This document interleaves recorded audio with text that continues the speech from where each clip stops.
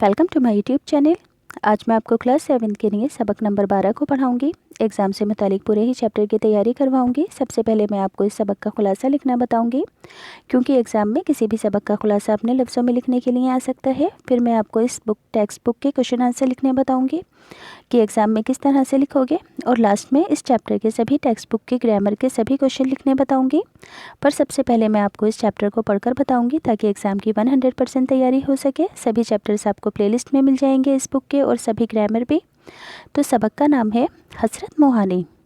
सैयद फजलुल हसन नाम और हसरत तखल्लुस 1875 ईस्वी में कस्बा मोहान, ज़िला उन्नाव, उत्तर प्रदेश में पैदा हुए। तखल्लुस यानी कि जिस नाम से वे मशहूर थे वो क्या था इनका? हसरत नाम था। वैसे असल नाम क्या था? सैयद फजलुल हसन। बाज़ किताबों में इनका सन पैदाइश 1880 और 1881 भी मिलता है। ये एक कामयाब शायर और बेबाक सहाफ़ी यानी कि अखबार नवीस, अखबार लिखने वाले, आर्टिकल्स लिखने वाले होने के साथ साथ एक सरगर्म सियासतदान यानी कि पॉलिटिशियन और मुजाहिदे आज़ादी भी थे। मुजाहिदे आज़ादी यानी कि फ्रीडम फाइटर भी थे। अरबी फ़ारसी की इब्तिदाई तालीम इन्होंने मकतब से हासिल की यानी कि मदरसे से। 1898 ईस्वी में गवर्नमेंट हाई स्कूल फ़तेहपुर से मैट्रिक का इम्तिहान पास करने के बाद 1899 ईस्वी में मॉमडन एंग्लो ओरिएंटल कॉलेज, जो कि मौजूदा अलीगढ़ मुस्लिम यूनिवर्सिटी में, इन्होंने दाखिला लिया।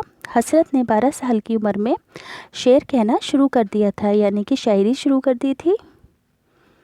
1903 का साल हसरत की ज़िंदगी में बड़ी अहमियत रखता है। इसी साल वे अपने बाग़ियाना ख़यालात की वजह से कॉलेज से निकाले गए।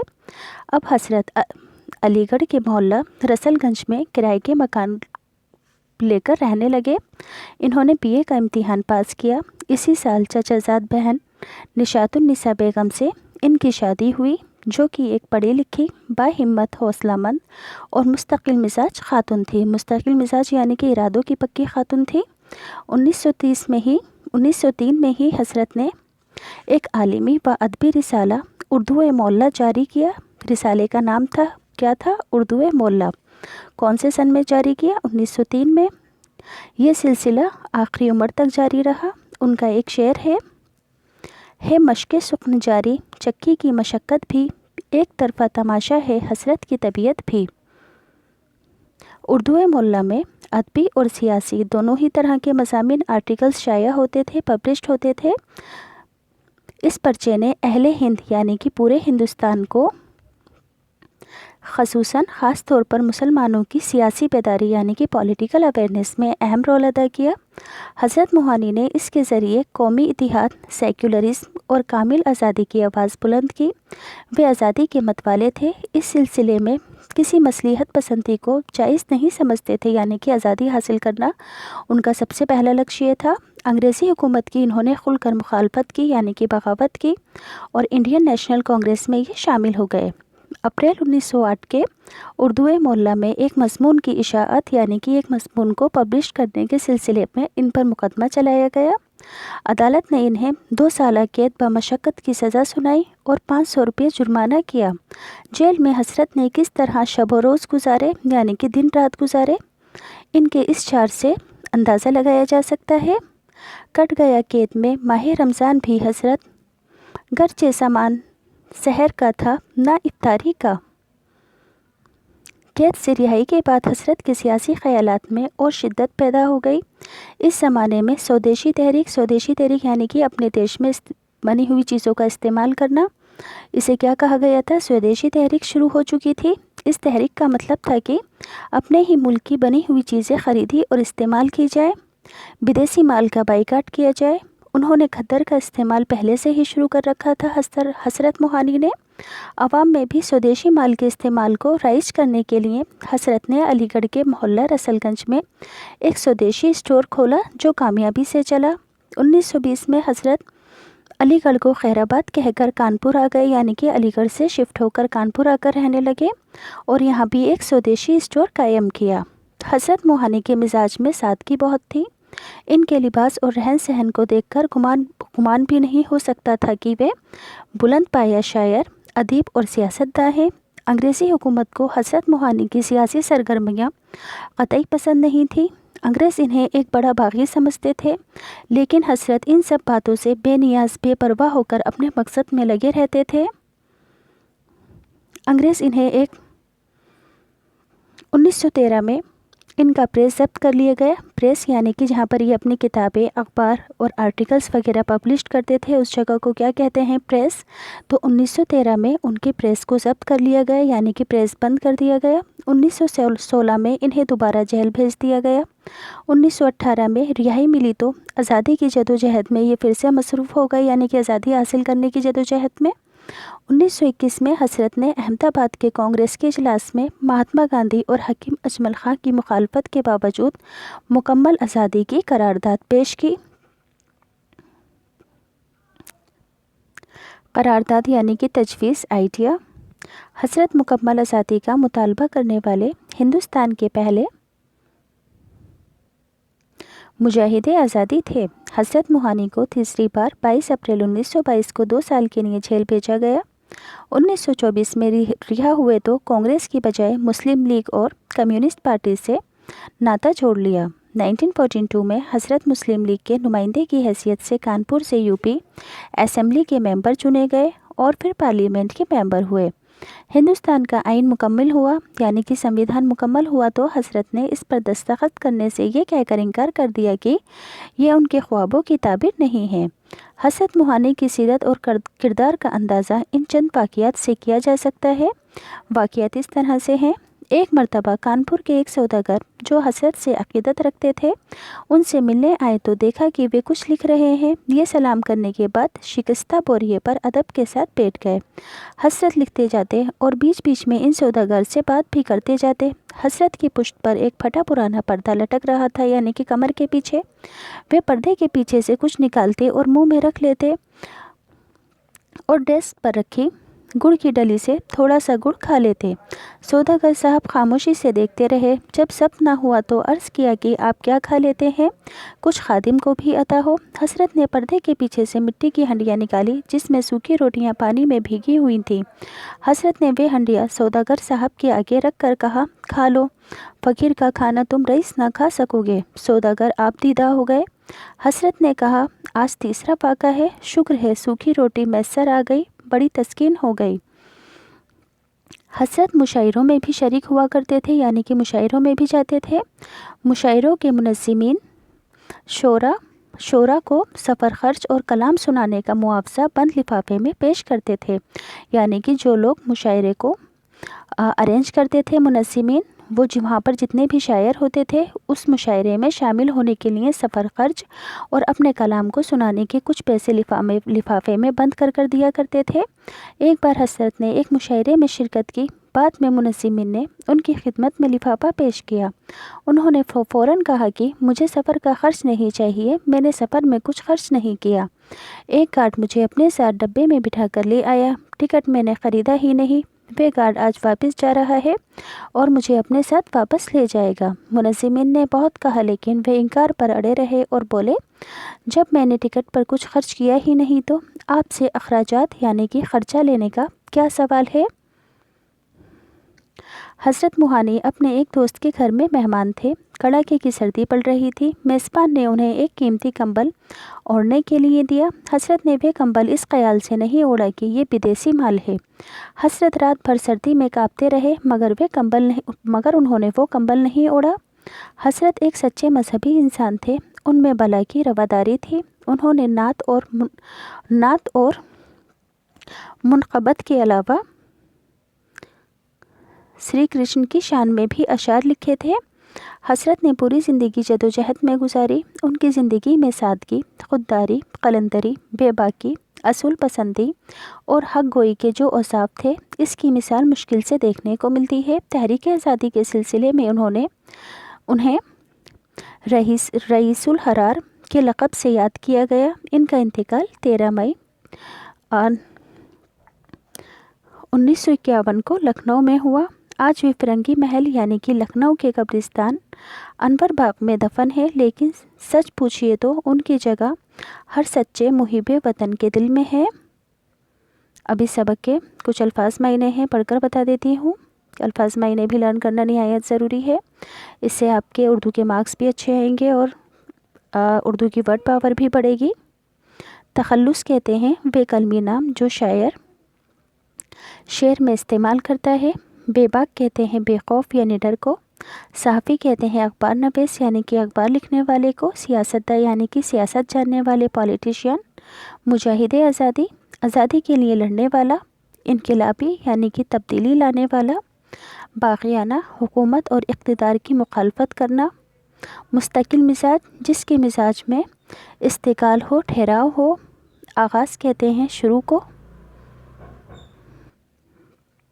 वक्फ़ करना यानी कि मखसूस करना। मश्क़ सुखन यानी कि शायरी की मश्क, शायरी की प्रैक्टिस। कैदे बामशक्क़त वे कैद जिसमें कैदी से सख्त मेहनत कराई जाती है। खैराबाद कहना यानी कि छोड़ देना या तर्क करना। तरफ़ा कहते हैं अनोखा या अजीब को। बाइकाट करना यानी कि एहतिजाज के तौर पर तर्क करना, रिजेक्ट करना। सेक्युलरिज़म तमाम मज़ाहिब का एहतराम करना। मतवाले यानी कि मस्त मौला, अपनी धुन में रहने वाला। मसलिहत पसंदी यानी कि मौका शनासी, हालत के मुताबिक काम करना। इशाअत कहते हैं फैलाना या आम करना। स्वदेशी तहरीक गांधी जी के ज़रिए चलाई गई एक तहरीक का नाम जिसका मकसद था कि अपने देश में बनी हुई चीज़ें इस्तेमाल की जाए। खद्दर कहते हैं मामूली और मोटे कपड़े को। राइज कहते हैं जारी होने को। पार्चा फरोशी यानी कि कपड़े बेचना। सरगर्मियाँ यानी कि सरगर्मी की जमा, पूरे जोश के साथ कोई काम करना। बागी कहते हैं बगावत करने वाले को। बेनियाज यानी कि बेपरवाह।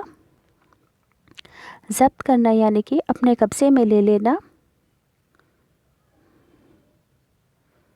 करारदाद यानी कि तजवीज़। ताबिर कहते हैं ख्वाब का मतलब बयान करना। अब एग्ज़ाम में आपसे किसी भी सबक का खुलासा अपने लफ्ज़ों में लिखने के लिए कहा जा सकता है, तो इस सबक का खुलासा आप अपने लफ्ज़ों में किस तरह से लिखोगे पढ़कर बता देती हूँ। इनका असल नाम सैयद फजलुल हसन और हज़रत तखल्लुस था। याद रहेगा कि हज़रत मुहानी का असल नाम सैयद फजलुल हसन और हज़रत तखल्लुस था। तखल्लुस यानी कि जिस नाम से ये मशहूर थे वो क्या था, हज़रत था। 1875 ईस्वी में ये कस्बा मुहान, ज़िला उन्नाव, उत्तर प्रदेश में पैदा हुए। वे कामयाब शायर, बेबाक सहाफ़ी यानी कि अखबार लिखने वाले और मुजाहिदे आज़ादी भी थे। मुजाहिदे आज़ादी यानी कि आज़ादी की लड़ाई लड़ने वाले थे। 1903 में इनकलाबी और बाक़ियाना क़यादत की वजह से इन्हें कॉलेज से निकाल दिया गया। इसी साल रिसाला-ए उर्दू मुअल्ला जारी करके अपनी सियासी ज़िंदगी का इन्होंने आगाज़ किया। इस रिसाले ने मुसलमानों में सियासी बेदारी यानी कि पॉलिटिकल अवेयरनेस पैदा की। इसको मुकम्मल आज़ादी की आवाज़ बुलंद करने का ज़रिया बनाया। इन्होंने इस रिसाले को, वे आज़ादी के मतवाले थे। इन्होंने अंग्रेज़ी हुकूमत की मुखालफत की यानी कि बगावत की अंग्रेज़ों की और इंडियन नेशनल कांग्रेस में शामिल हो गए। एक मज़मून की इशाअत यानी कि एक आर्टिकल्स को छापने के सिलसिले में इनको 2 साल कैद में डाल दिया गया। आपने स्वदेशी तहरीक का मतलब क्या है, देश में बनाई गई चीज़ों के इस्तेमाल करना। तो स्वदेशी तहरीक में जान डाल दी, खुद खद्दर पहनने लगे। 1913 में इनका प्रेस यानी कि जहाँ पर ये अखबार छापते थे उनके प्रेस को जब्त कर लिया और 1916 में दोबारा जेल भेज दिया गया। 1918 में रिहा होकर फिर आज़ादी की जदोजहद में लग गए। 1922 में फिर 2 साल के लिए जेल भेज दिए गए। फिर 1942 ईस्वी में हसरत लीग के नुमाइंदे की हैसियत से कानपुर से यूपी असेंबली के मेंबर चुने गए। फिर पार्लियामेंट के मेंबर बने और ख़ुद को मुल्क और कौम की खिदमत में वक्फ कर दिया, यानी कि लगा दिया इन्होंने ख़ुद को मुल्क और कौम की खिदमत करने में। 20वीं सदी में उर्दू गज़ल में नई रूह फूंकने वालों में हसरत भी शामिल है। आप सच्चे मजहबी इंसान थे। आपकी ज़िंदगी में सादगी, खुददारी, बेबाकी, उसूल पसंदी और हक गोई के औसाफ थे। औसाफ यानी कि झलक थी, खासियत थी। आपको तहरीक आज़ादी की निस्बत से रईसुल हरार का लक़ब दिया गया। आपका इंतकाल 13 मई 1951 ईस्वी को लखनऊ में हुआ। तो इस तरह से इस सबक का खुलासा लिखा जाएगा। अब इस चैप्टर के टेक्स्ट बुक के क्वेश्चन आंसर हैं, वो पढ़कर बता देती हूँ। सवाल नंबर 1, हज़रत मुहानी का नाम क्या था? हज़रत मुहानी का नाम सैयद फजलुल हसन था। सवाल 2, 1930 का साल हजरत की ज़िंदगी में क्यों अहम है? जवाब, इस साल वे इनकलाबी और बाग़ियाना ख़यालात की वजह से कॉलेज से निकाले गए और इसी साल इन्होंने एक इल्मी और अदबी रिसाला उर्दू मुअल्ला जारी किया। सवाल नंबर 3, हजरत ने कौन सा रिसाला निकाला? इसमें किस किस तरह के मज़ामिन शाया होते थे? जवाब, हजरत ने उर्दू मुअल्ला नाम का रिसाला निकाला। इस रिसाले में अदबी और सियासी मज़ामिन शाया होते थे यानी कि छपते थे। सवाल नंबर 4, हजरत को 1908 में जेल क्यों भेजा गया? जवाब, अप्रैल 1908 को इनके रिसाले उर्दू मुअल्ला में हजरत के एक मज़मून की इशाअत पर मुकदमा चला और 2 साल की कैद बमशक्क़त की सज़ा मिली और 500 रुपये जुर्माना हुआ, इसलिए हजरत को पहली मरतबा जेल भेजा गया। सवाल नंबर 5, अंग्रेज़ी हुकूमत को हजरत मोहानी की सियासी सरगर्मियाँ क्यों पसंद न थीं? जवाब, क्योंकि हजरत ने अपने रिसाले के ज़रिए कौमी इतिहाद, सेक्युलरिज्म और कामिल आज़ादी की आवाज़ बुलंद की और अंग्रेज़ी हुकूमत की इन्होंने खुलकर मुखालफत की यानी कि बगावत की। इसके अलावा स्वदेशी माल इख्तियार किया, विदेशी माल का बायकाट किया और इस रिसाले ने अहले हिंद की सियासी यानी कि पूरे हिंदुस्तान की सियासी बेदारी में, अवेयरनेस में अहम रोल अदा किया। हजरत की ये सब सरगर्मियाँ अंग्रेज़ों को नापसंद थीं। सवाल नंबर 6, हजरत ने मुकम्मल आज़ादी की करारदाद कब और कहाँ पेश की? जवाब, हजरत मोहानी ने 1921 ईस्वी में अहमदाबाद के कांग्रेस के इजलास में महात्मा गांधी और हकीम अजमल खां की मुखालफत के बावजूद मुकम्मल आज़ादी की करारदाद पेश की। अब इस सबक के ट्रू फॉल्स है। फर्स्ट है, सैयद फजलुल हसन हजरत 1879 में कस्बा मुहान जिला उन्नाव उत्तर प्रदेश में पैदा हुए, तो ये बिल्कुल करेक्ट है। सेकंड, वे एक कामयाब शायर और एक बेबाक सहाफ़ी नहीं थे, ये रॉन्ग है। सहाफ़ी थे यानी कि अखबार नवीस थे, अखबार लिखने वाले थे। थर्ड, 1930 का साल हजरत की ज़िंदगी में कोई अहमियत नहीं रखता, तो ये रॉन्ग है। हजरत ने उर्दू मुअल्ला जारी करके अपनी अदबी और सियासी ज़िंदगी का आगाज़ किया, राइट। अंग्रेज़ी हुकूमत को हजरत मोहानी की सियासी सरगर्मियाँ बहुत पसंद थीं, रॉन्ग। 1942 ईस्वी में हजरत मोहानी मुस्लिम लीग के नुमाइंदगी की हैसियत से यूपी असेंबली के मेंबर चुने गए। हजरत एक मजहबी इंसान नहीं थे, तो ये है रॉन्ग। इनकी पूरी ज़िंदगी जदोजहद में गुजरी, तो बिल्कुल राइट है। अब इस सबक से रिलेटेड ग्रामर के क्वेश्चन है। मुतज़ाद अल्फाज और लफ्ज़ों का जुमलों में इस्तेमाल, तो बाहिम्मत का होगा बुज़दिल, मुकम्मल का अधूरा, मुस्तकिल मिजाज का होगा तलून मिजाज, इकरार का इनकार, मुखालफत का हिमायत, निशात का गम। पहला लफ्ज़ है सहाफ़ी, जुमला होगा हजरत मोहानी एक बेबाक सहाफ़ी थे। बाग़ियाना, हजरत इनकलाबी और बाग़ियाना ख़यालात की वजह से कॉलेज से निकाले गए। खैराबाद कहना, 1920 में हजरत अलीगढ़ को खैराबाद कहकर कानपुर आ गए। आपदीदा होना, नरम दिल लोग ज़रा ज़रा सी बात पर आपदीदा हो जाते हैं यानी कि रोने लगते हैं। खुददारी, खुददारी एक ताकत भी है और एक वस भी है।